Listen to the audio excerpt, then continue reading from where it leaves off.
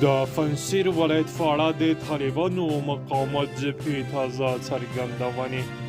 کوټه کې چاودنې 15 پاکستاني سرتیري وژلي او پاکستاني رسنۍ وایي د پنجاب په مظفرګر سیمې څخه په یوې ښځینه پولیس افسرې له تښتول کېدو وروسته جنسي تېری سوی. سلام، وخت مو پخیر، ستړي مه شئ. ستاسې پام راوړم د دې ساعت تازه خبرونو ته.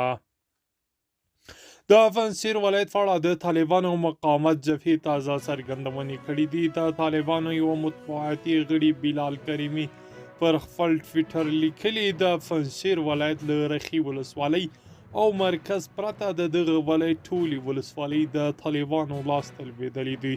او خوا بیا د مقاومت جبهې ویان فهیم دشتي ویلي چې د دغه ولایت فریان ولسوالۍ له طالبانو نیولې او ګڼ تلفات یې وراړولي دي.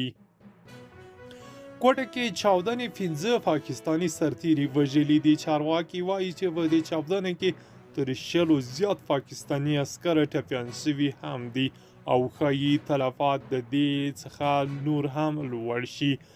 بل خوا بیا پاکستاني رسنیو خبر ورکړی دی چې د پنجاب په مظفرګر سیمې څخه په یوې ښځینه پولیسي افسرې له تښتول کېدو وروسته جنسي تېری شوی دی.